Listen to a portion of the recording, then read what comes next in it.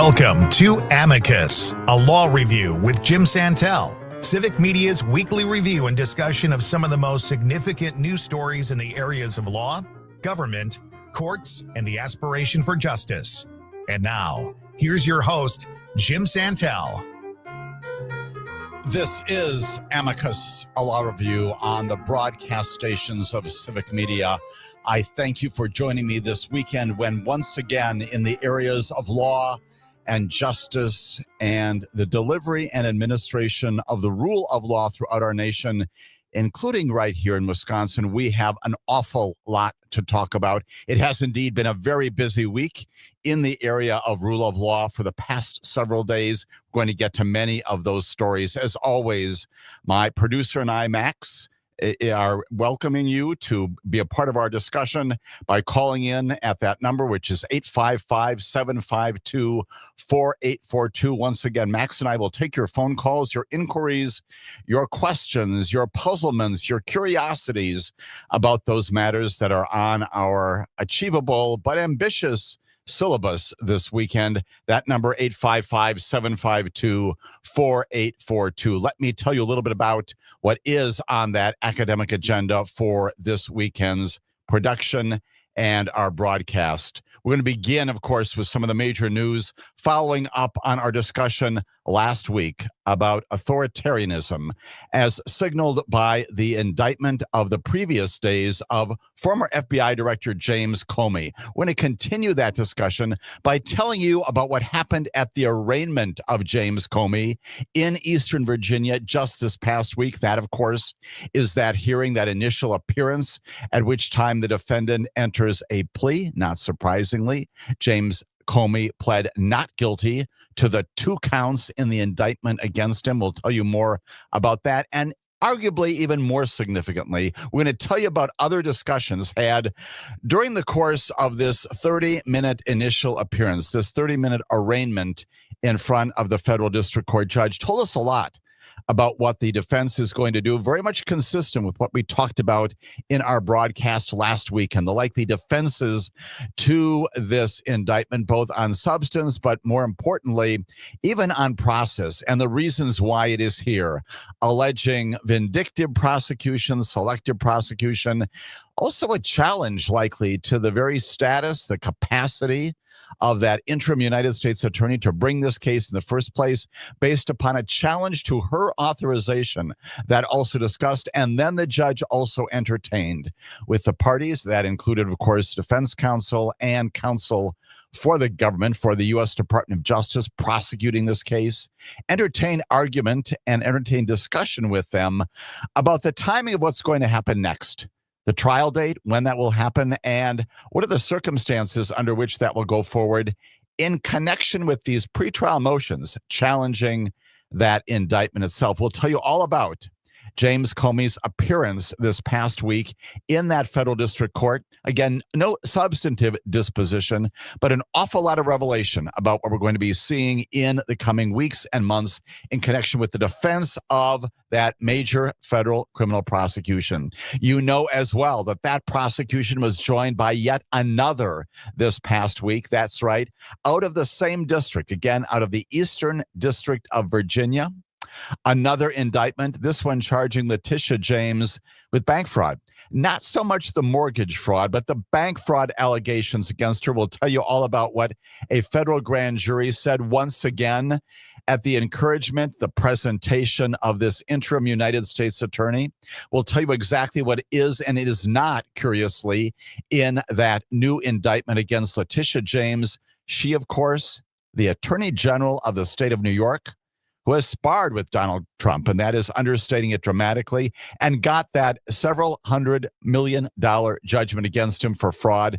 That judgment, of course, overturned in part with respect to the amount of money, but the judgment itself finding that Donald Trump in New York had indeed violated, at least civilly, the laws of New York.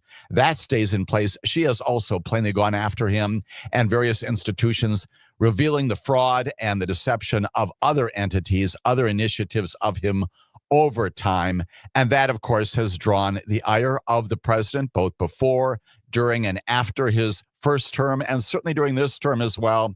We have talked a lot about the premises, the predicates, the encouragement of this president to bring to the halls of justice, to bring into the courtrooms those people who have been adversaries of his, including James Comey, the former FBI director, including Letitia James, the still current Attorney General of the state of New York, and many others on that list. Those have included recently, of course, California Senator Adam Schiff.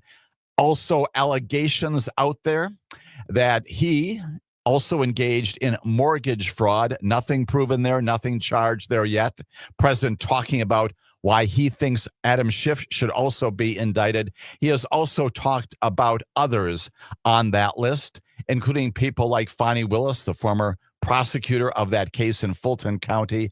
Talked recently about Christopher Wray, the former director of the FBI, also in the wake of James Comey's service as director of the FBI. No longer there. Chris Wray appointed by Donald Trump, but running afoul of him, apparently, at least from perspective of the president.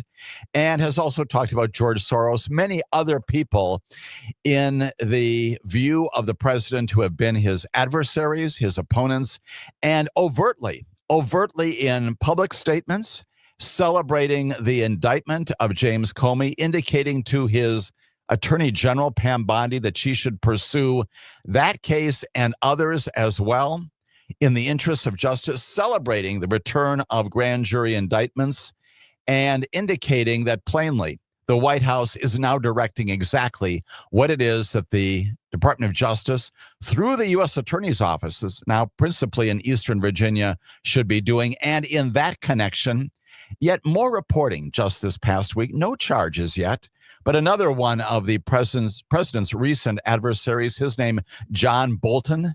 You recall well, he was the former national security advisor in Donald Trump's first term in the office of the presidency. And John Bolton, as you may recall as well, at his home in Maryland, again, just outside of the nation's capital there in Washington, D.C., the subject, the target of a search. Remember that?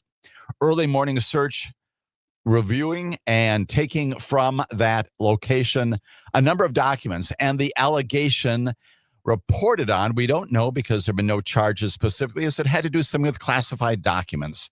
And the retention, maybe the use, we're not sure at all, by John Bolton of those documents, plainly reminiscent of the charges brought against this president himself for taking documents from the White House to his location in Mar-a-Lago, classified other national security documents. The suggestion is that that search warrant was predicated upon a finding of probable cause by a magistrate judge that maybe, just maybe, John Bolton had in that location some documents he should not have and is therefore committing a crime under federal law.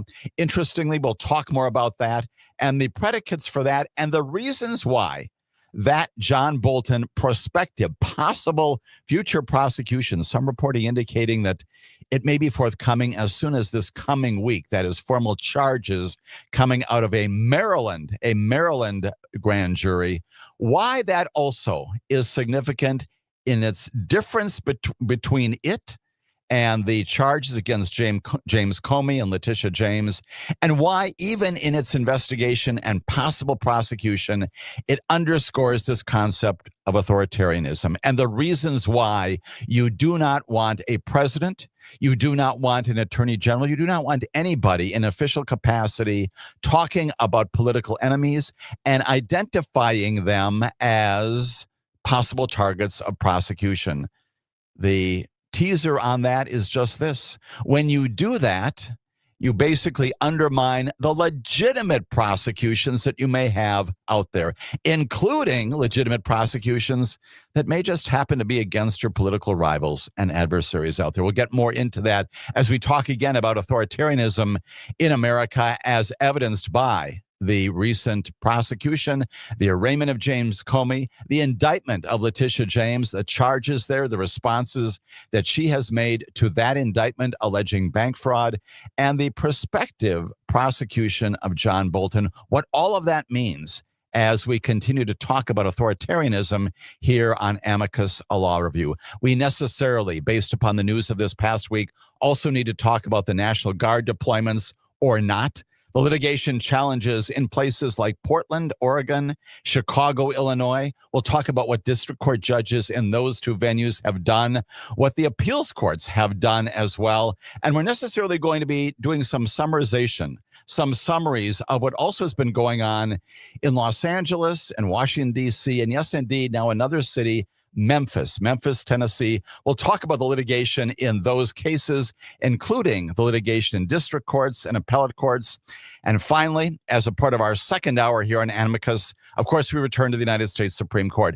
Had a major series of oral arguments just this past week, 6 of them all together. We talked about those last week on the broadcast. Going to highlight, make some predictions here about what the Supreme Court will likely do in 2 of those cases. One of them involving the legitimacy of a Colorado ban on conversion therapy, allegations that ban prohibits the free exercise of religion and free speech. We'll tell you about what the Supreme Court seemed to be indicating when it comes to its response to that attack on the ban on conversion therapy in Colorado.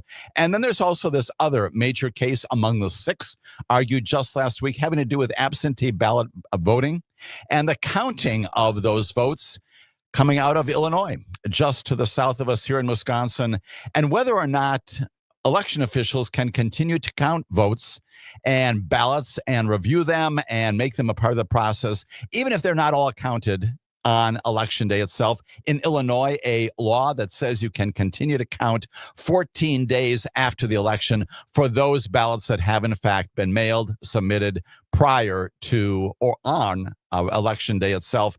An interesting voting case coming up again for decision, like the conversion therapy case, probably in June of this year. But interesting oral arguments. We'll tell you about how the justices seem to be reacting to those 2 cases. And then we're going to talk about what's going to happen this coming week. 4 more cases after the federal holiday on Monday. 4 more cases on Tuesday and Wednesday involving habeas corpus and criminal restitution and searches of homes. And yes, indeed, what may be the most important case on the docket of the Supreme Court this term, coming up on Wednesday for oral argument, case called Louisiana versus Calais, arguably presenting the Supreme Court with an opportunity to review the very legitimacy, the constitutionality of the Voting Rights Act itself. Section 2 will tell you all about what Louisiana Calais means for the court, and we'll entertain prospects of what the Supreme Court could do in that oral argument and beyond of this coming week. All of that, an ambitious but achievable agenda here on Amicus, a law review. Again, inviting your participation through your comments, your questions, your inquiries, your curiosities about all this, because yes, indeed, as always, we take a deep breath and say, it's a lot. And that's our purpose here on Amicus, a law review. And so we encourage you to call in with those questions at 855-752-4842. Max is here as well, taking those phone calls, making you a part of our conversation about all of these things, big, small, and in between, that animate the rule of law in America, that make it clear that we need to understand what's going on in our nation to not only formulate our own views, but to make certain that our future is full of representation of all of us. All that coming up here on Amicus, a law review.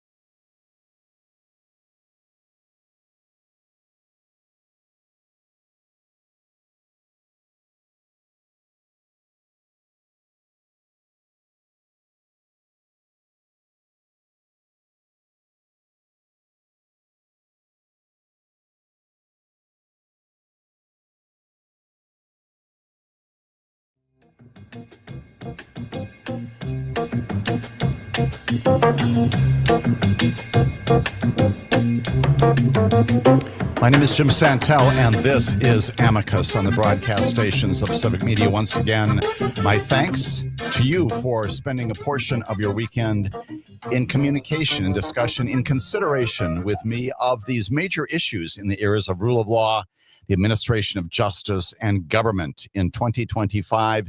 In the past and in the future as well. We're beginning our broadcast this weekend by returning to a major story begun last week. That was with the charging of James Comey, the former FBI director. A little bit of review of that, a 2-count, fairly sparse, and keep that in mind, a sparse, almost skeletal indictment against him in the Alexandria Division of the Eastern District of Virginia, alleging that on or about September 30th of 2020, that is a time when James Comey, he is at home in Eastern Virginia, which is the reason why the case is brought there. But he is testifying to a Senate committee across the river, across the Potomac River in Washington, D.C. He's talking to a United States senator from that particular committee. Probably that's Ted Cruz in Texas. And the allegation in the first count of the indictment is that during that Senate Judiciary Committee hearing, James Comey, who's the defendant in this case, said that he had not authorized someone else at the FBI to be an anonymous source in news reports regarding an FBI investigation concerning Person 1. That's how the indictment reads. And yes, that is cryptic. That is not clear. And we'll get back to the likely attack on that by defense counsel, by James Comey in the future.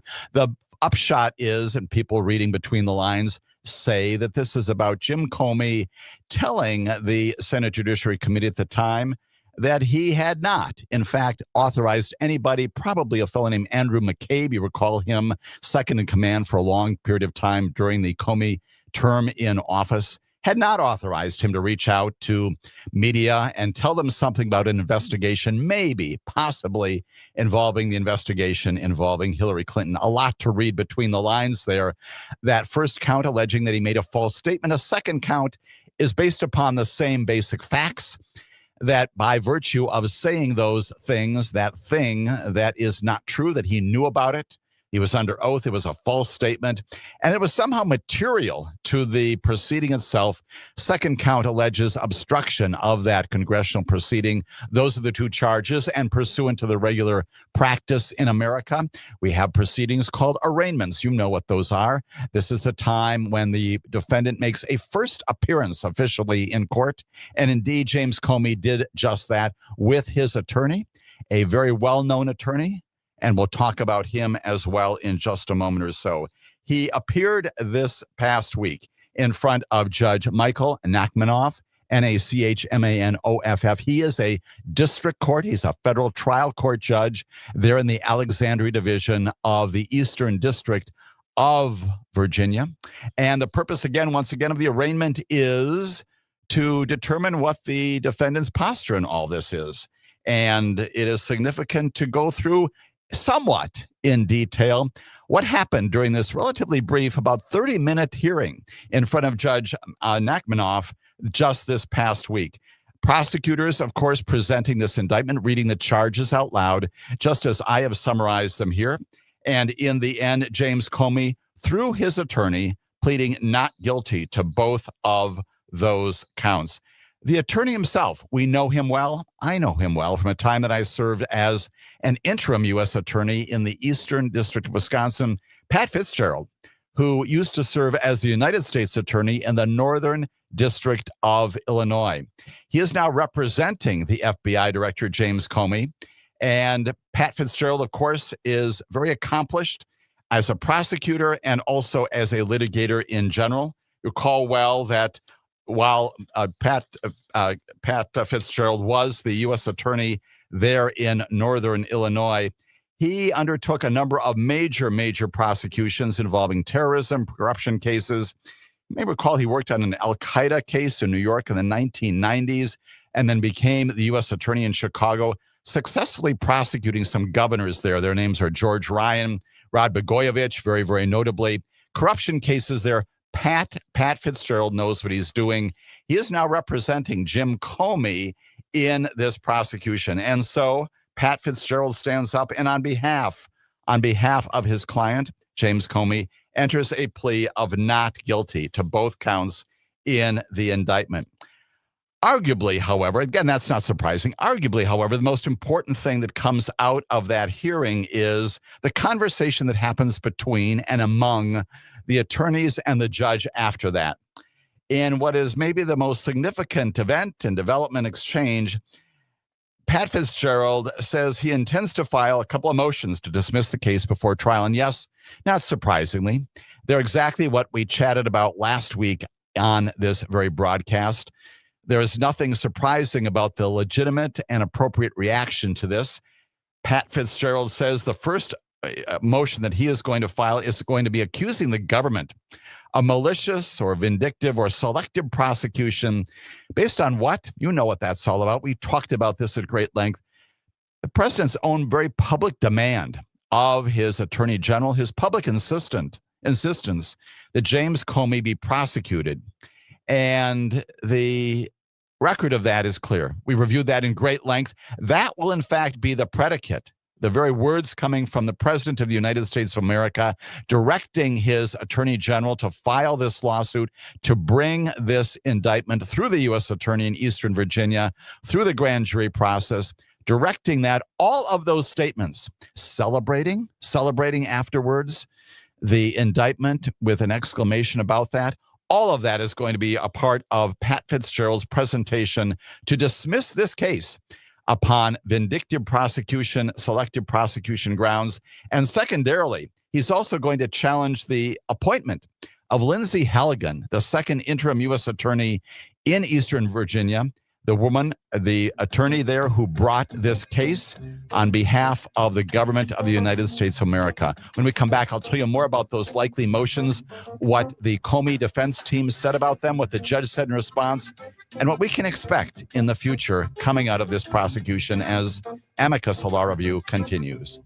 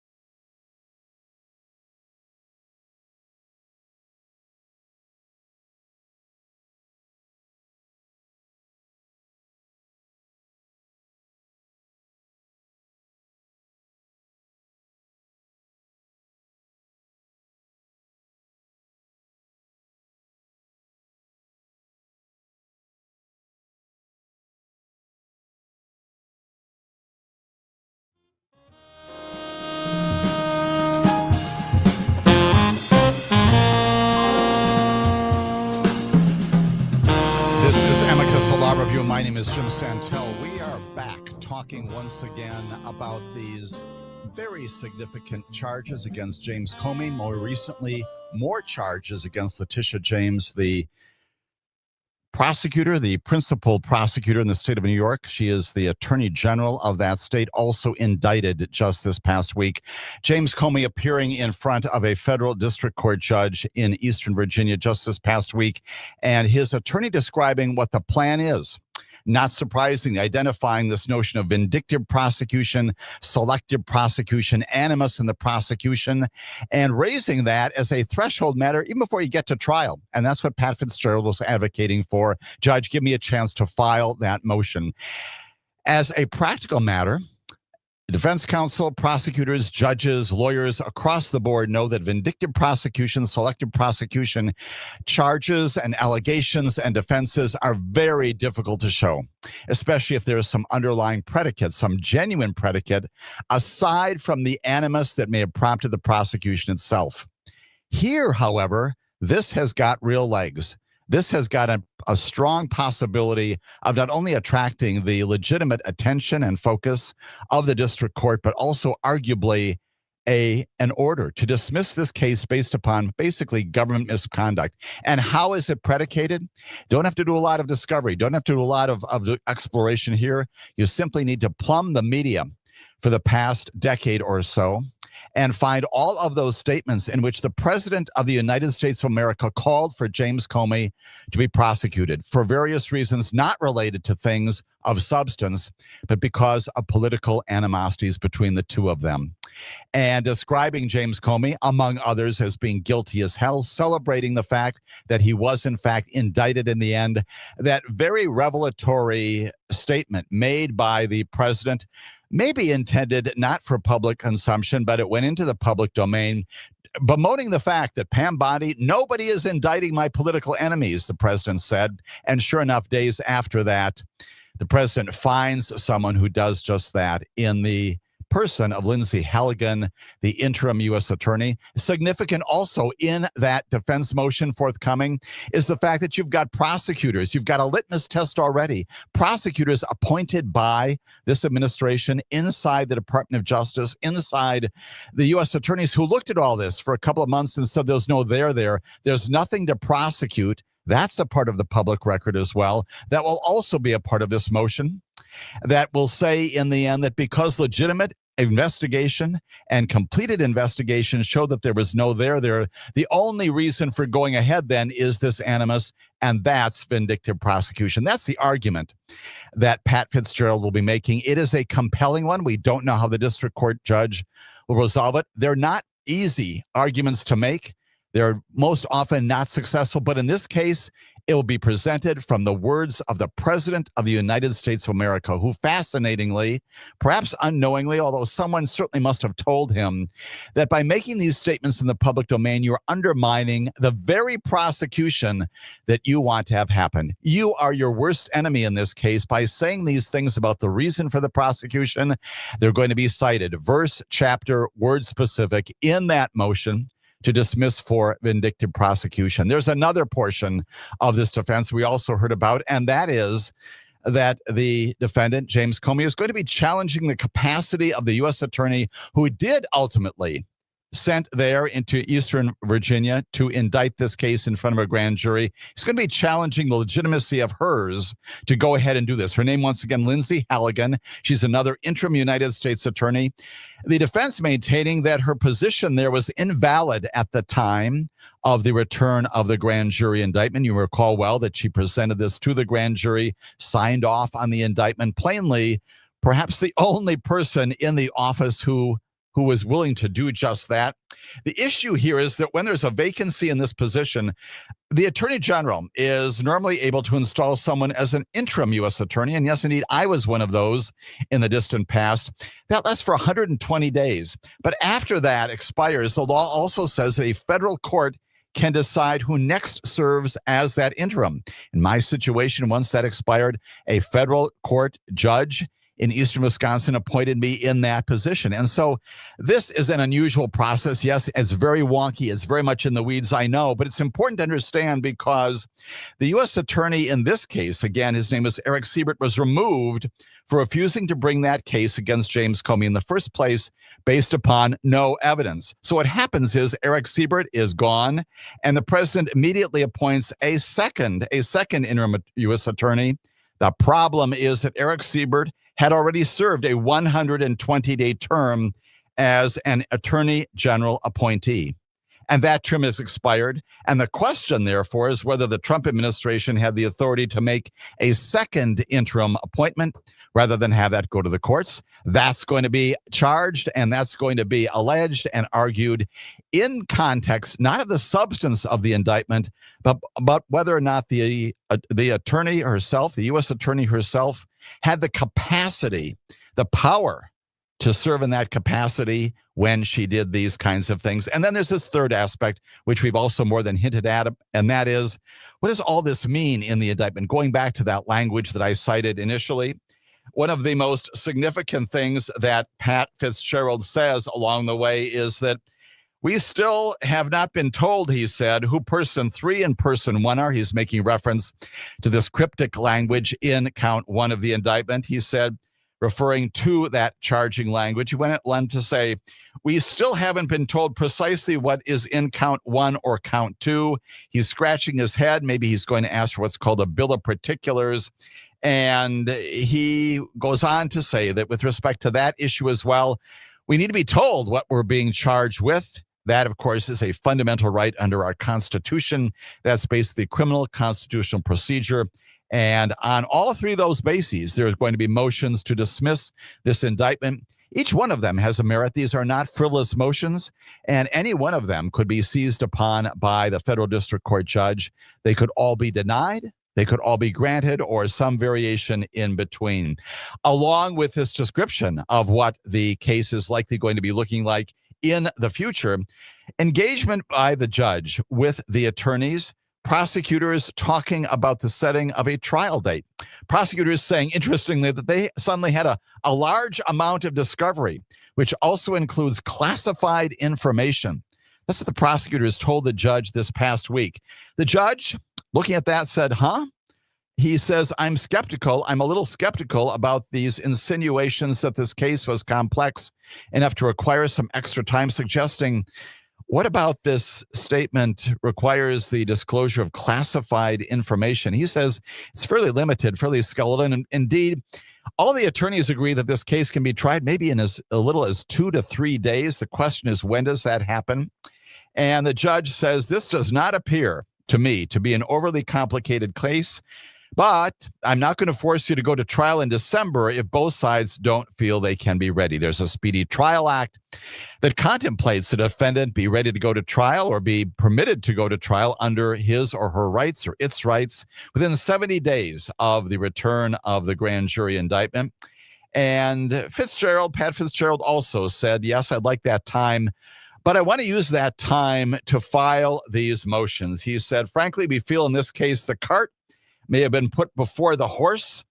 We'd like certain dispositive motions, and yes, those are the 3: vindictive prosecutions, incapacity of the U.S. attorney to file the case in the first place, and lack of particularity about what this case is all about. He said, we'd like certain dispositive motions addressed first in the hopes that a trial can be avoided. And we know beyond that James Comey and his attorneys have also said, beyond that, you deny all this. Yes, we'd like to go to trial promptly. We'd like to invoke the rocket docket there in Eastern Virginia. Let's get to trial. The judge discussing with the attorneys various dates, proposing sometimes under the Speedy Trial Act, going to trial no later than December 17th. The judge says, I'll grant that. Let's go ahead. Let's get this case tried. The attorney is proposing some extended time for these motions, and the judge pushing the trial date up a week to about January 5th, and they all agreed to that. Initially, he had set some other dates for that. It appears right now that on the docket, this case is going to trial again in a fairly near future. January 5th is the date that the judge set for the trial of this case. That, of course, assumes that these motions will be disposed of. That assumes that all of the motions will be denied and that the case will, in fact, be set to trial, a 2 to 3 day trial sometime in January, if none of those motions articulated by defense counsel Pat Fitzgerald at the arraignment of this past week. If none of those goes ahead, none of those acted on favorably from the defense perspective between now and then we're going to get a trial, arguably, in January. The defendant asking for that. The prosecutor is saying, well, we've got a lot of complex classified information related to this false statement case. Curious to say that again. What do they have to show? They've got to show, of course, the statement was made under oath, that it was false, which, of course, James Comey has denied. He's going to say, no, I never told anybody, never authorized anybody to speak to the media or some other anonymous source about some investigation. He will deny that. Interestingly, to think about the ways in which the government will need to prove that that statement was false, it's got to be knowing that James Comey knowingly made that, and it's got to be material. It's got to make a difference somehow with respect to something in government itself, the progress of this particular proceeding in front of the Senate Judiciary Committee. It's got to be material. It's got to make a difference of some kind. It's got to matter. That's why these false statement cases, they can be shown, they can be proven, but you need a false statement that's fairly clear and dispositive. Things like the sun rises in the west when in fact it rises in the east. This is not that, and it prompts an awful lot of people to say that putting aside all the motions to dismiss, the merits of the case are not strong, and that even if James Comey does go to trial in January, highly likely the jury will fail to find beyond a reasonable doubt, unanimously, 12 jurors in the federal system there in Eastern Virginia, finding that he knowingly made a false statement under oath, that it was material, it affected the proceeding in some way. That's a heavy burden under this very cryptic allegation against him in count 1 and also in count 2. We will continue to monitor all of that, even as the government, again, through the same office, the U.S. Attorney's Office in Eastern Virginia, this past week added another name to the list of defendants, also the president's adversaries, who are now the subject of a federal indictment. You know what this case is all about.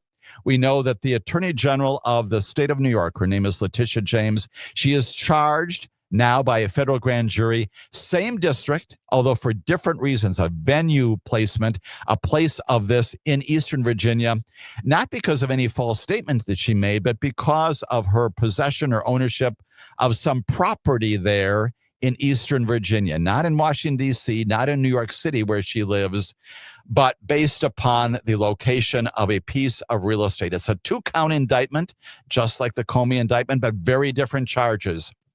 Announced on Thursday by the U.S. Attorney, once again, arguably raising the prospect that this U.S. Attorney does not have the capacity to go ahead and charge anyone because of this interim appointment that arguably expired. It charges Letitia James with falsely identifying a Virginia rental property that she has as a residence, that she owns, that she resides there, rather than an investment property. And allegedly, she did that to obtain some favorable loan terms. That's the bank fraud nature of the counts against her. She, of course, has denied that. As Amicus, a law review continues, I'll tell you more about her likely defenses and other matters related to this new federal indictment against Letitia James, a sitting attorney general of the state of New York. All that coming up on this broadcast.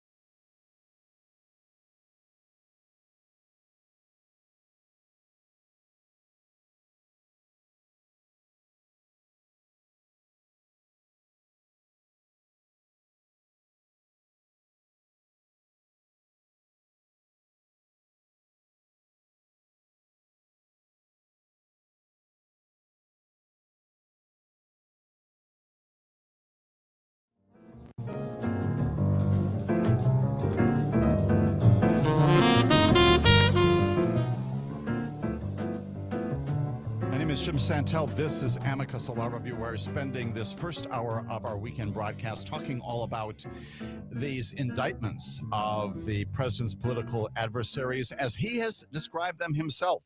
Letitia James, the second on this list of people in that category, now charged by a federal grand jury in Eastern Virginia.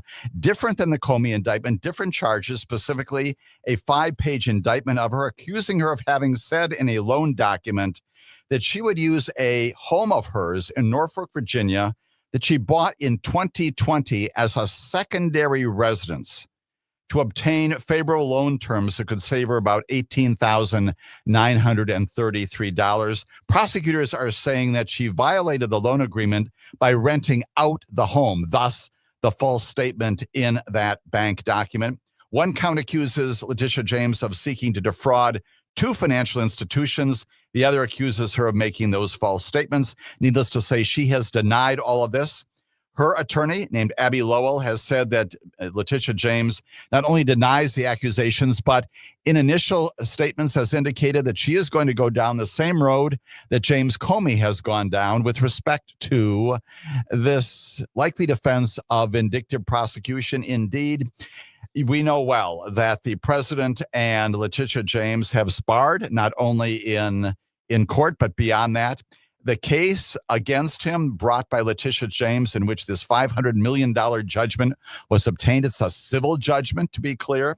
The trial judge's findings in that case with respect to fraud and valuations of property was upheld, but the amount of money was rescinded, was revoked, basically. The appeal on all of that continues, but along the way, the president has repeatedly been lashing out at Letitia James. And Letitia James, frankly, has been responding also in the public domain, talking about the legitimacy of the things that she has been doing. Interestingly, this case is a bit of a surprise based upon where it came from, what the initial genesis of this case was all about.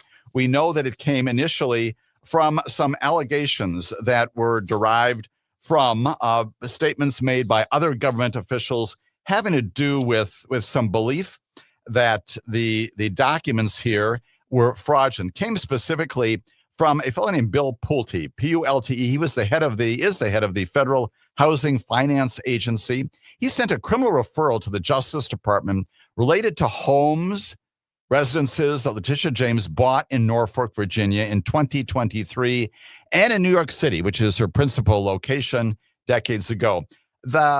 The house the indictment focuses on was not, in fact, included in that initial referral from the Federal Housing Finance Agency, Bill Pulte. It was not that house. That house, also in Norfolk, Virginia, was purchased in 2020. And although that's, again, very much in the weeds, it may also be the subject of some description and some exposition inside the motions to dismiss. It is simply an interesting, albeit small, wrinkle that this is not the house. This is not the residence that was going to be anticipated to be the focus of the indictment. It's different. And it suggests once again that there has been investigation of this. And once again, it raises issues about the legitimacy of the investigation based upon the many, many things that the president has said about Letitia James, and including that she is on a get Trump agenda. Many, many other things out there that he has said over time. And once again, how does that motion for a vindictive prosecution right itself? All you need to do is to pull together, to bring together all of those statements made by the president in the past, over many years, and recently, directing his attorney general, directing the U.S. Attorney's Office in Eastern Virginia, bemoaning the fact that they have not yet indicted these people, and then being celebratory when in fact they have been indicted. All of those things, can they be included in a motion to dismiss? Absolutely. The mere fact the president says them in the public domain doesn't somehow shield them from presentation inside the court. And you can anticipate that Abby Lowell, who is once again Letitia James' attorney, is going to be culling the news reports if she hasn't already. And that is Letitia James going through all of that and finding all of those and presenting those to the judge as an indication that this is a product of animus. This is the vindictive prosecution, the selective prosecution that is prohibited, and it does in fact reflect upon an inappropriate motive. There may in fact be some substance here. We don't know. We don't know yet. That's for a trial jury to determine. But as a threshold matter, even before you get to that, if indeed you can show, as the counsel can probably do, at least a prima facie, a superficial showing, that indeed this is, at least in part, the product of animus toward the defendant, that's an improper motive. Not only does it reflect upon the fact that there has been a complete diminution, a destruction of the wall between the Department of Justice and the White House, that's long gone as of 7-8 months ago, that has characterized all other administrations, that's long gone. Now you've got the president telling your attorney general, telling U.S. attorneys who to indict because he doesn't like them. That's the basis for this motion. Likely a motion, again, premised upon the authority of the U.S. attorney there to do this in the first place based upon her subsequent interim appointment. All of that coming up. And although the indictment here is a bit more fleshed out than is the Comey indictment, could also be the subject of requests for more information. We know that the defense attorneys, as they are appropriately under our Constitution, they are entitled to, defendants are entitled to all the information the government has. That will be forthcoming in this case as well. In our second hour, we're going to comment on a bit more, and that is the reporting out there that John Bolton may be next on the list, what that purports for the rule of law in America. And we'll talk about why that case might be substantively different from the Comey and Letitia James cases, but even in its difference may underscore this notion that this administration is pursuing political enemies of the president upon his direction. That, as we undertake further exposition of these prosecutions here on Amicus, a law review.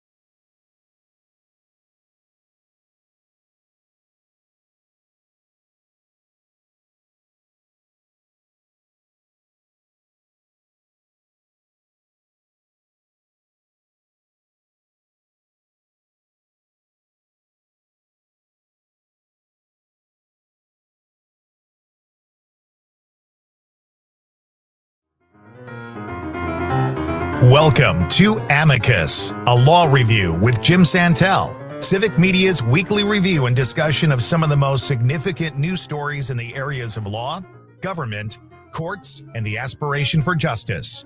And now, here's your host, Jim Santelle.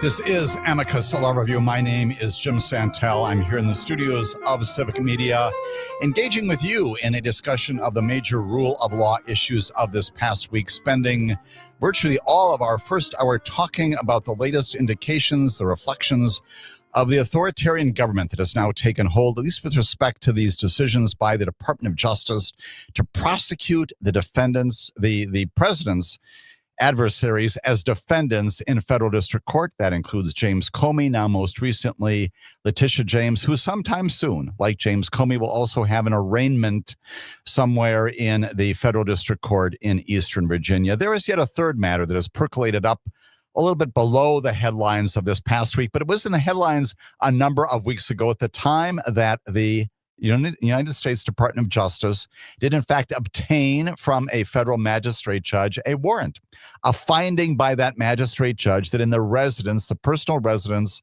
of a fellow named John Bolton, who is the president's former national security advisor, a senior advisor in the White House during the first Trump term, that based upon probable cause, there is reason to believe that John Bolton, or at least in the house of John Bolton, one would find evidence of a crime. And so you recall well this early morning execution of a search warrant by FBI agents and other authorities, seizing many documents out of that residence.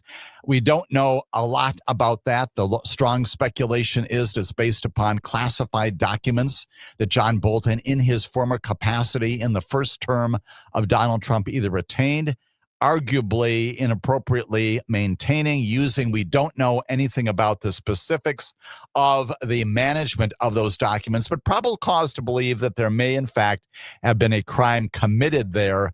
Although, again, on its face, it has to be fairly antiquated. Has to go back to a time when John Bolton had those kinds of materials as a result of his actions, his tenure inside the White House in this high security level position. We don't know, and the case has not been charged, but the speculation is that the investigation is going on as to him as well. And in fact, sometime in the next week to 2 weeks, there may be a grand jury indictment as to John Bolton as well. And here is the all-important point.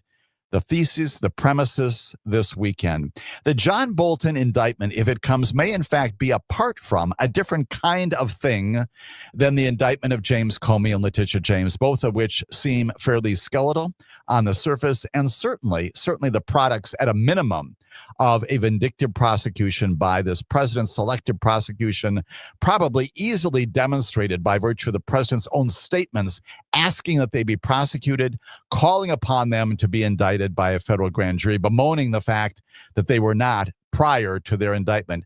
This is arguably different, and it may partake of both things that are substantive and not. And what do I mean by that? It may well be, we do not know. It may well be that John Bolton, presumed innocent as always until a jury is finding him guilty, if it does, beyond a reasonable doubt. But it may well be that in the end, a trial jury could find John Bolton guilty of some violations of documents, classified documents, national security secrets. We don't know the charges. We don't know the dimensions of that. But again, the finding by a federal district court magistrate judge that there is probable cause to believe that some criminal activity may have taken place arguably removes this from the broad category of the James Comey and Letitia James cases, which have very little to support them substantively. And here's the point. John Bolton may in fact be guilty of the offense conduct that could be charged against him. Again, we recognize always that he is presumed innocent until proven guilty. but he also falls into the same category with James Comey and Letitia James. Why?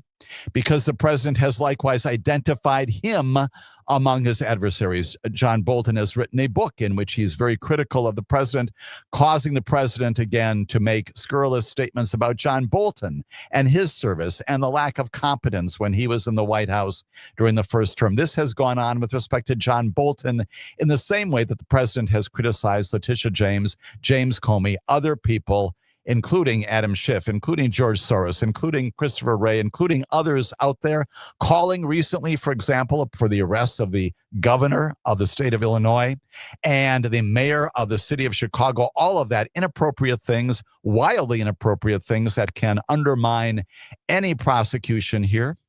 And it may well be that if John Bolton is indicted, he will raise the same kinds of vindictive prosecution claims that the attorneys representing Letitia James and James Comey are certainly going to be representing and raising in those other venues. The point of it is just this. When you begin to identify adversaries and call upon and achieve their prosecution, you sully, you denigrate, you destroy the legitimacy of the legitimate prosecutions that you may have, even of the people who are your adversaries. It may well be that some people you do not like and some people who you have run afoul of and they've run afoul of you in the political arena, those people may well have also committed crimes. They may partake of both categories, if you will. Arguably committing crimes and also being your political adversaries. If you are silent as to all of your political adversaries, the notion of charging someone who is indeed violative of the federal law becomes a whole lot more legitimate because it robs, in that prosecution, it robs the defense of the capacity to say that this is the product of a vindictive prosecution. John Bolton arguably has aspects of this case in both buckets, if you will. He may be guilty of a crime, but he's also an adversary. He is an adversary of the president who also may have committed a crime, unlike the others. And again, the compromise here of justice, the difficulty in all of this is that when you begin this list with James Comey and Letitia James and presumably others, including Adam Schiff out there, who may be indicted in the future, all of those premised upon vindictive prosecutions, when you finally identify someone who may have been actually involved in criminal conduct, that too looks not just suspicious, but also the product of an inappropriate prosecutorial intention. And that's going to be the challenge of this government. Again, likely to be prosecuted, if at all, by the U.S. Attorney in Maryland, not Eastern Virginia, not New York, not D.C., Maryland, the U.S. Attorney, and may in fact encounter the same difficulty. That is that while there may be some support for the indictment, whatever the allegations are, the motion can still be filed by virtue of the record of this president saying the same kinds of things about John Bolton as he has said about his other political enemies. The upshot of this, the kind of thing that the attorney general should be telling the president, is that by saying these things about your political adversaries, you are undermining and compromising the very prosecutions that you are hoping to accomplish, the very prosecutions that are now underway. And of course, in the end, the footnote comment that we always make about all of these is just this, that in the end, it may well be that a conviction of James Comey will not happen. A conviction of Letitia James will not happen. A conviction of John Bolton may not happen. We do not know. The point is that the prosecution, the investigation is the punishment.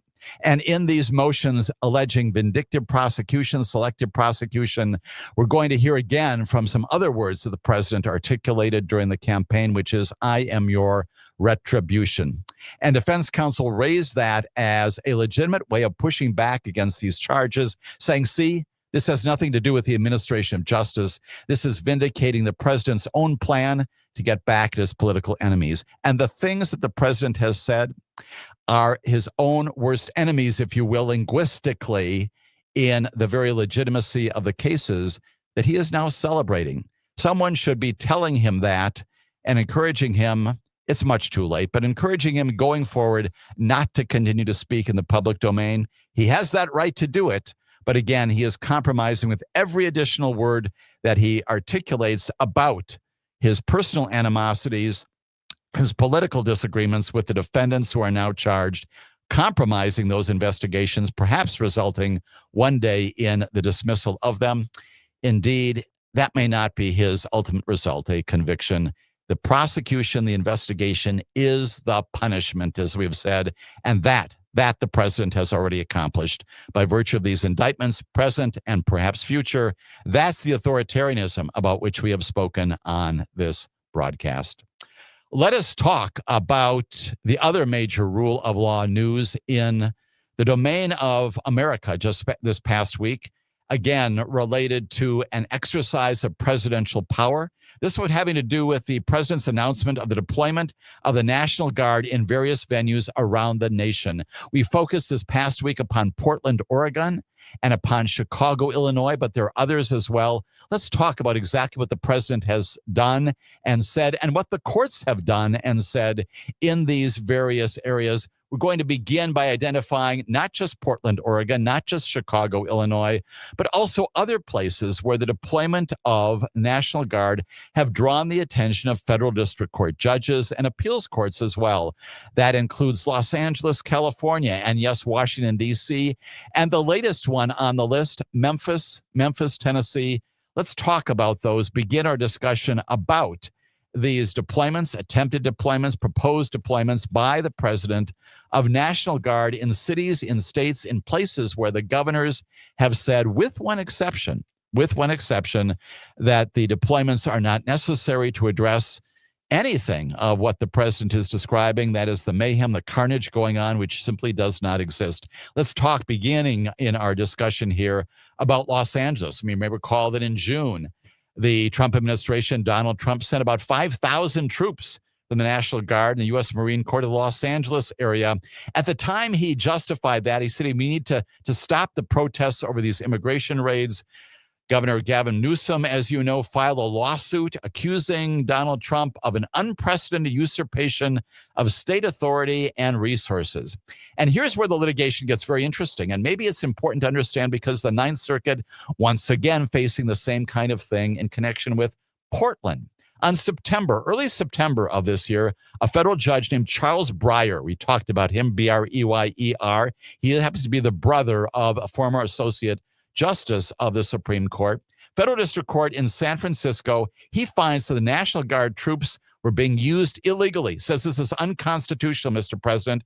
He wrote that the Trump administration had violated what? The Posse Comitatus Act of 1878. You know what that is because you've been schooled in all this in recent weeks. That makes it illegal to use federal troops for domestic policing purposes in most circumstances, absent some findings of extraordinary circumstances.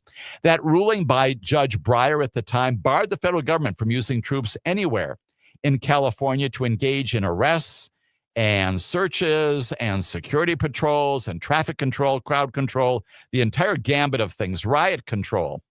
The administration appealed that decision to the U.S. Court of Appeals for the Ninth Circuit, and the Ninth Circuit paused that decision of the judge, said, no, we're going to stay that for a while, pending a hearing on it down the road. In the meantime, the Pentagon, the Defense Department, withdrew most of the troops from Southern California.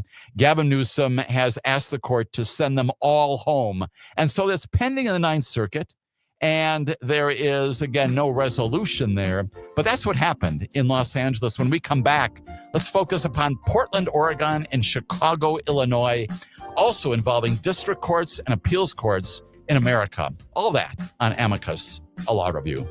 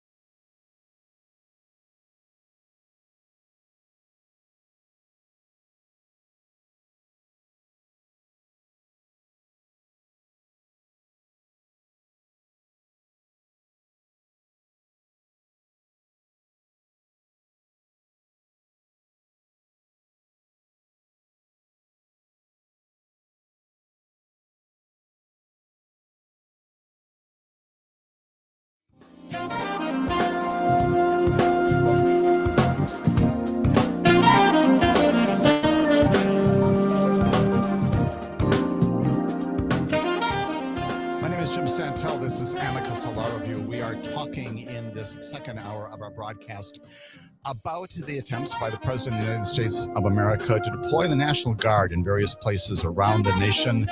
Chatted about that situation in Los Angeles. Now talking about Portland, Oregon. This is one that percolated up, well, quite literally, we were on the air last weekend. It comes out of Portland, Oregon. At the time, late September of this year, of course, the president proposing to send about 200 Oregon National Guard into Portland, Oregon. The basis for that plan, that intention, Donald Trump called the city war-ravaged and cited protests against federal authorities in their immigration raids. This comes in front of a federal district court judge, again, just like it does in Los Angeles. Her name is Karen Immergut, Immergut. And over the period of last weekend, she has a couple of hearings. It's a fascinating procedural aspect of all this. Karen Immergut and entertains the challenge to the president's intention to send the National Guard into Portland, Oregon, based upon the calamity that the president identifies there. She has a hearing on all this. And in the end, she finds that the president, just like Charles Breyer did in Los Angeles, had exceeded his legal authority in calling up the troops. She said the protests were not significantly violent or disruptive in the days or even weeks leading up to the president's directive. It goes on to talk about his invocation of the Insurrection Act, that there is a rebellion, that there are other things that have to be responded to, is simply unsupported by the facts of this case.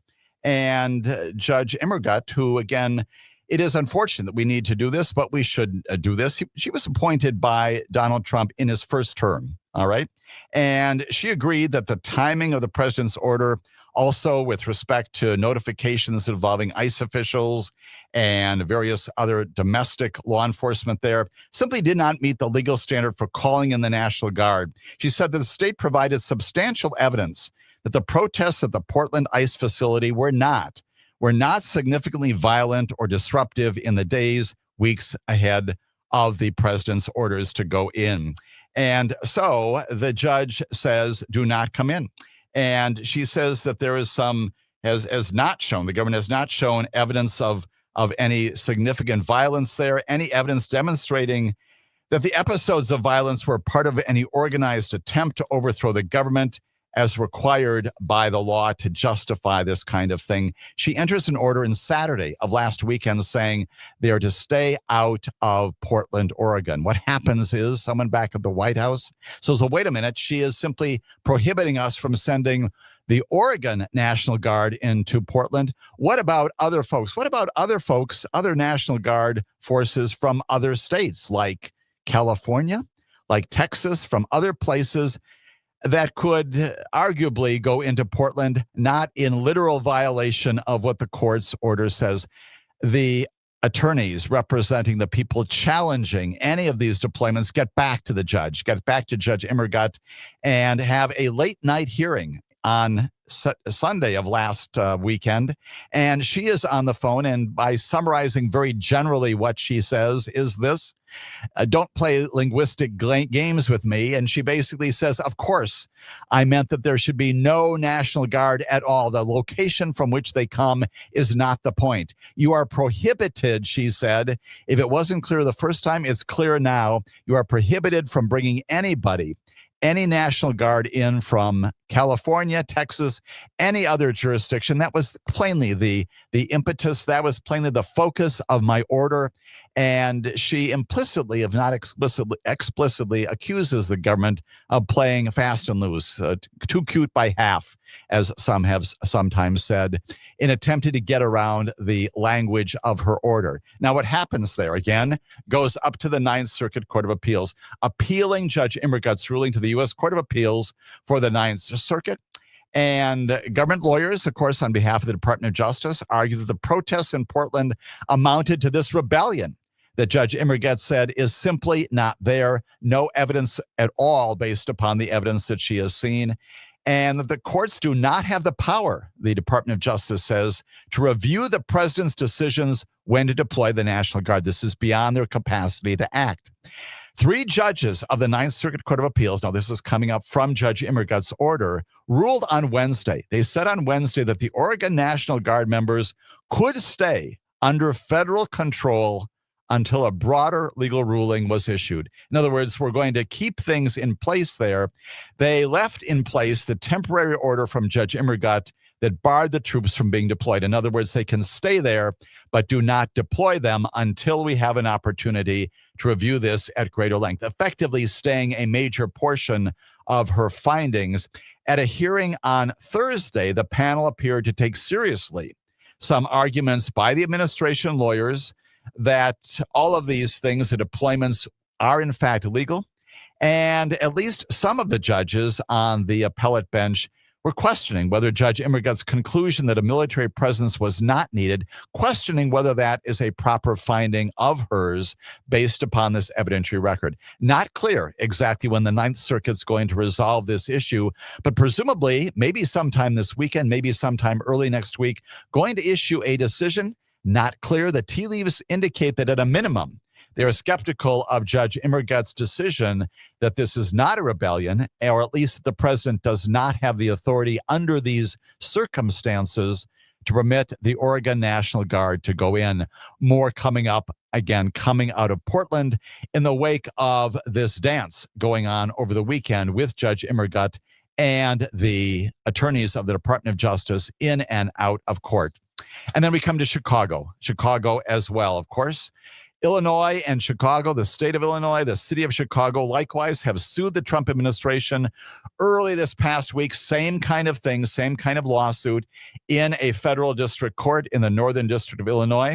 What is the basis for that? Again, the president's proposal to move national security troops, National Guard troops, into the Chicago area. When we come back, I'll tell you more about that case, about its disposition by a federal district court judge there, and where it is headed, which is to the Seventh Circuit Court of Appeals as well. All of that as Amicus Law Review continues.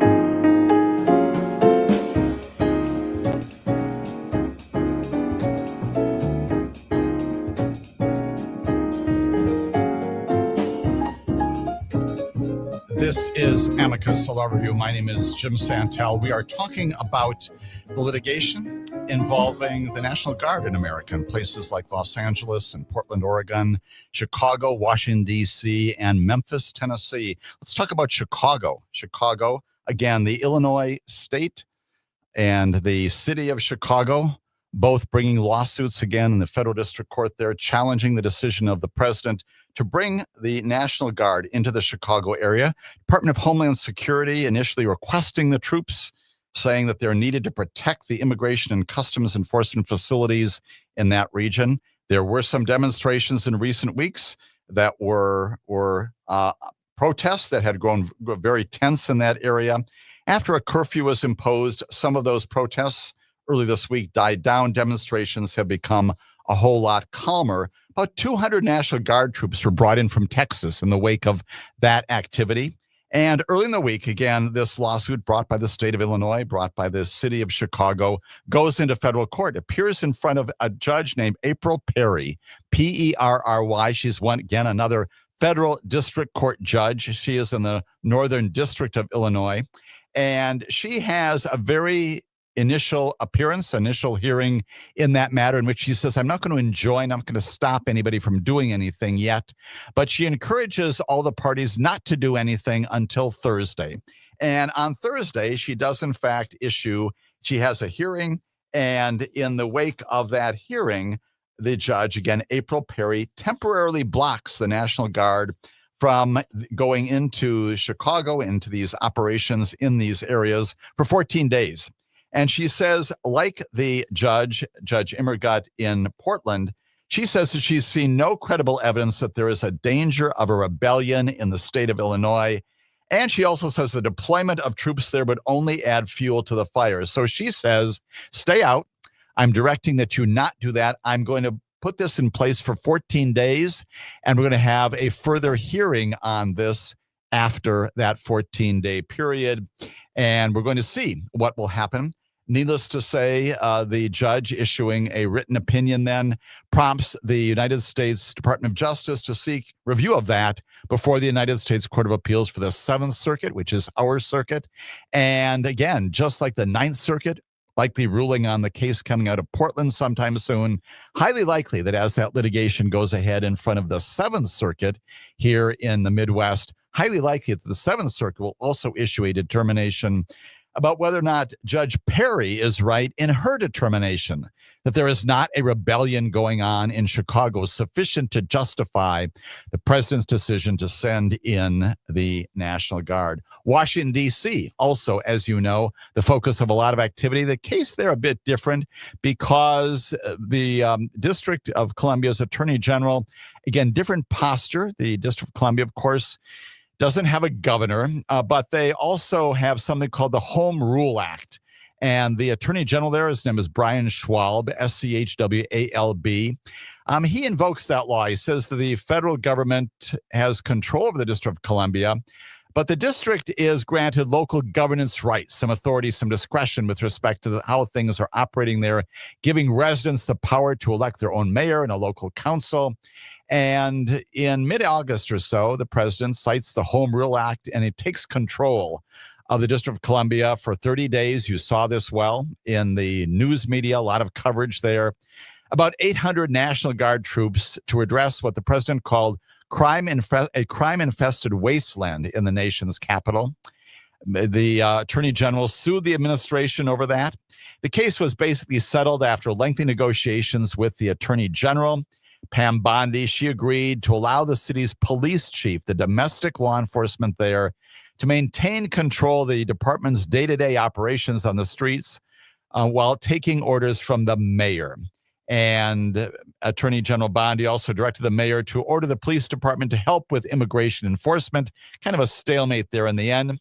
In the end, Mr. Schwab filed a lawsuit again, this time over the deployment of more troops, whose numbers peaked at about 2,400, arguing that the deployment without the mayor's consent, based upon their agreement, had violated the U.S. Constitution and Washington's own prerogatives under the Home Rule Act. U.S. District Court for the District of Columbia has taken that up, the issue of that deployment. A hearing is scheduled in that case for October 24th. in the very near future. And so once again, a federal district court likely going to be wrestling with this issue of the need for this kind of responsive conduct and behavior by the federal government in Washington, D.C. And finally, there's Memphis. Late breaking news from just this past week. A president announcing that he is going to send National Guard troops to Memphis. He was citing concerns again, as he has in Portland and Chicago, Washington, D.C., Los Angeles, about safety and security in the city. Interestingly, there, the state of Tennessee and the mayor of the city of Memphis have indicated they are not going to file a lawsuit. They're going to try to work with the administration and determining whether or not the situation is such that it requires this kind of responsive activity. Very much a breaking story there in Memphis. This is just breaking fairly late here about the position of the mayor and of the governor there. And it's entirely possible that some of the soldiers, some of the National Guard will be deployed there in Memphis, again, without litigation, maybe initiated by the governor, by the mayor of the city of Memphis. All of that in the midst of this nationwide focus upon National Guard in our nation's cities. Of course, the much related issue, ICE and other federal law enforcement authorities in many of these, if not all of these cities as well. It underscores what we have talked about before, which is the great challenges of mixing domestic law enforcement, people who are trained to keep us safe and secure, with military operations, which have by training and by experience a very different function. And the challenges that go along with that, and the reasons why the law in the end says you can mix them if you have a rebellion. That's the Insurrection Act. And the Posse Comitatus Act, saying that until you've got that kind of true disruption, Posse Comitatus Act saying that you should not mix those two. Different purposes, domestic issues addressed by domestic law enforcement, military operations addressed by military staff and military soldiers. That's the basic controversy that's now in our courts, in the federal appeals courts, in the Ninth Circuit, in the Seventh Circuit, also in the district courts around the country as well. We'll continue to monitor and talk about all of those as rule of law issues here on our broadcast. We always talk about the United States Supreme Court. Last week, I told you about the initiation of its new term, which began just on Monday of this past week. 6 different oral arguments entertained by the Supreme Court, cases ranging wide and far on a number of different issues, 6 different cases altogether. Let's talk about some of the tea leaves in 2 of those, one of them coming out of the Seventh Circuit. On Tuesday, the United States Supreme Court entertained argument in this case called Childs versus Salazar. It's probably going to be one of the major rulings of the Supreme Court come June of this coming year. It appears, here's the top line takeaway. It appears, again, reading some tea leaves, we don't know for sure, we're going to have to wait months until the decision is made, that the conservative majority on the Supreme Court appears to be somewhat inclined to rule in favor of a Christian therapist who claims that her free speech rights, that her rights to religious liberty have been violated by this Colorado law that we've talked about at great length. The Colorado law bars mental health professionals from seeking to change a minor's sexual orientation or gender identity. Now, there's a lot there to unpack. Yes, that's right. This is the conversion therapy ban that in ways big and small has taken hold in about 20 different states in the union, including to some extent right here in Wisconsin. The court's ruling on this, basically whether conversion therapy can be banned or not. That's the overreaching issue. If the Supreme Court gets to that large issue, court's ruling could have an implication for about 20 different states with similar laws around the country. And this particular argument on Tuesday lasts about 90 minutes. You can go online, you can hear it.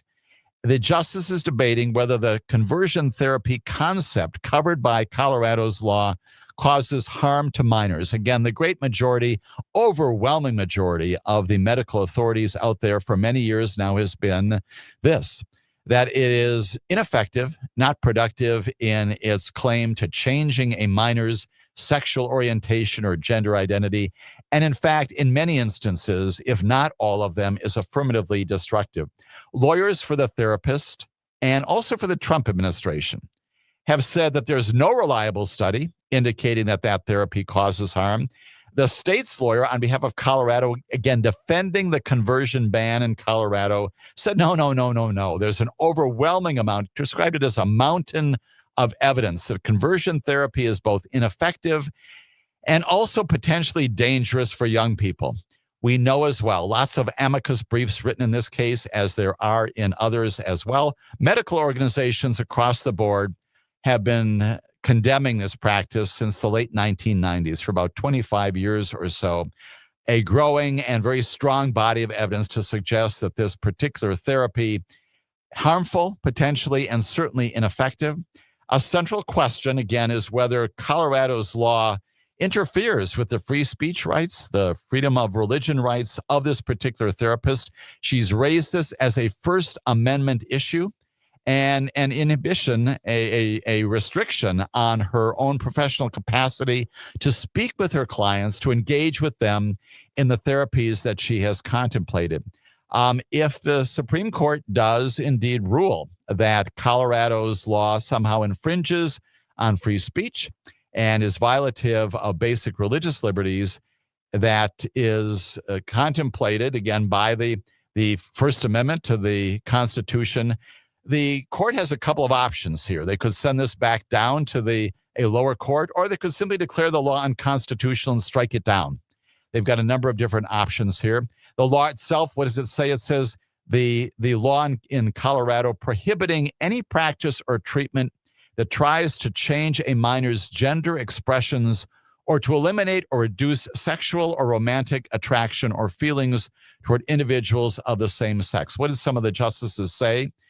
Sam Alito said that the voluntary talk therapy the law bans, he said, looks like blatant viewpoint discrimination by government officials in violation of the First Amendment. He says clearly that's a problem here. He asked about medical consensus, if the consensus could be wrong or colored by ideology. Amy Coney Barrett picks up on that theme. She also pressed Colorado's lawyers about whether the ban truly causes harm. She's asking about whether or not this ban does the harm that the authorities say it does. The state solicitor general, again representing the Colorado position here, told the justices the harm comes from this, said this, from telling someone that there is something innate about yourself you can change, and then you spend all kinds of time and effort trying to do that, and you fail. Interestingly, Colorado officials have never enforced this measure, prompting an awful lot of people, including some of the liberal justices, to wonder whether or not this particular therapist has standing, whether she indeed has a claim of some affirmative damage as to her particular position, her professional position. And again, Justice Sotomayor comparing conversion therapy to a dietitian or a counselor telling a client to do something that would harm their body. Lots and lots of disagreement about that one. Likely the Supreme Court weighing in favor of the therapist and maybe striking the law down come June. We'll see. When we come back, I'll tell you about another case argued before the Supreme Court and then give you a highlight of what's coming up this coming week here on Amicus, a law review.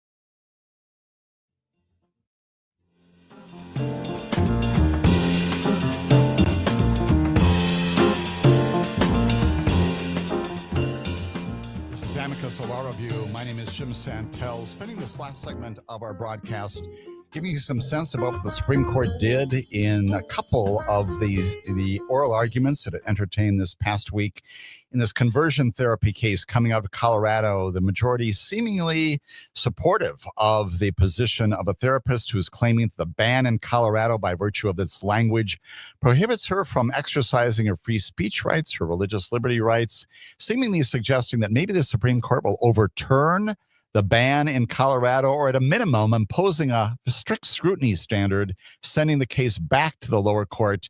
And again, which would be something of a win for the therapist herself. We'll see what comes of that in June of this coming year.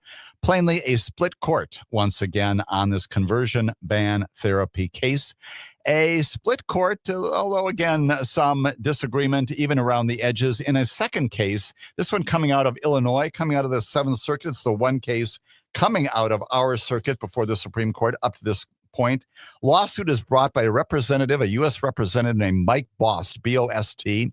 He's a six-term member of the House of Representatives coming from downstate Illinois. He's sued in May of 2022. He's challenging an Illinois law that allows ballots to be postmarked, that are postmarked by Election Day, to be counted if they're received up to 14 days later. And they've got to be postmarked by Election Day, but they can be counted for that period of time, 2 weeks after Election Day itself.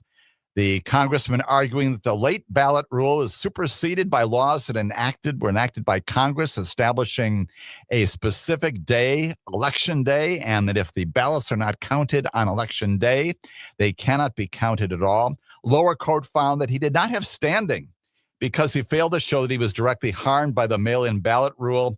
Why? Because he actually won that election.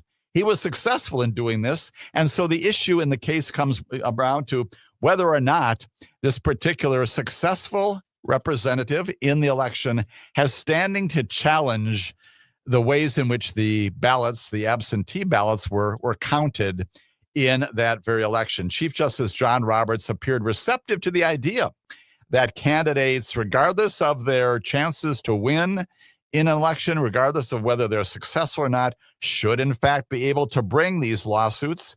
Chief Justice says if that's not the case, it could be a potential disaster, his words, if the courts felt required to weigh whether a candidate might win or lose a case. Justice Brett Kavanaugh seems to be in line with that, talking about reliance on a rule requiring prognostication in an election outcome. The legal challenge has led to some unusual alliances between the Republican congressmen and civil rights and voting groups because of a shared concern that they have about a rule that would make it more difficult to bring election law challenges, how that could affect cases much beyond this particular one. League of Women Voters, the ACLU, among others, filed a brief in support of Mr. Boss' right to bring his legal challenges and vehemently opposed the substance of those who would seek to shut him down. Again, that case coming out of the Supreme Court's oral argument of just this past week. 6 altogether. And four more promised for this coming week. Those include cases involving habeas corpus, case called Bowie versus United States, has to do with successive petitions to the federal district court and whether or not the courts have jurisdiction by prisoners who are filing petitions for habeas corpus. There is also a case involving restitution and the circumstances under which a defendant released from prison has a continuing obligation under some federal laws requiring restitution. Case is called Ellingberg versus United States. It's a major restitution case. This case called Case versus Montana. It's going to be argued on Wednesday of this week. Very interesting, having to do with whether or not law enforcement officers who are in hot pursuit going into a home, what kind of probable cause do they have to have, again, without a warrant, to determine whether there's truly an emergency that requires them to go in? You'd think that kind of thing has been resolved by now after all these years. Well, in the particular circumstances, Case versus Montana once again raises issues about Fourth Amendment and privacy rights inside a home, the conduct of law enforcement officers, and yes, once again, that major issue involving probable cause to justify the entry of law enforcement into the home. The most significant thing happening next week is Wednesday. Louisiana versus Calais. This is this major Voting Rights Act case. We've talked about it a lot. This is the case in which the Supreme Court last term decided not to decide. Curiously, took briefs on it, had some oral argument, a case coming out of Louisiana in which there were attempts starting and stopping to draw and then not draw two majority black districts coming out of the congressional districts, all of them in the state of Louisiana. Courts involved, legislatures involved. In the end, the allegation that because the ultimate maps drew two majority black districts, that decision and its reliance upon the Voting Rights Act is violative of the Equal Protection Clause, that the Voting Rights Act itself that provides protections for people of color and who are speaking different languages other than English, that elevates somehow their rights to vote, and for that reason is in violation of the equal protection affording to everyone. It is a curious argument at best, but it's advanced before the United States Supreme Court that has taken on this case. It is curious, again, procedurally, because the Supreme Court began to address this and then put it on for oral argument. That happening again on Wednesday. The reason why this is so significant is because it comes in the wake of that Brnovich case under Section 2, that Shelby County case under Sections 4 and 5 of the Voting Rights Act, that together chipped away at the legitimacy of the Voting Rights Act. This is the case in which Section 2 is number one, again, on the docket, not only in its application there in Louisiana and the line drawing, but also because it may raise the specter. It may give the Supreme Court an opportunity to take another shot at the Voting Rights Act and determine the legitimacy of this decades-old law. When we come back next week, I'll tell you about the oral argument there in Louisiana, Calais, and other things in the life of our nation, rule of law, delivery of justice, and government. Have a good weekend, everybody.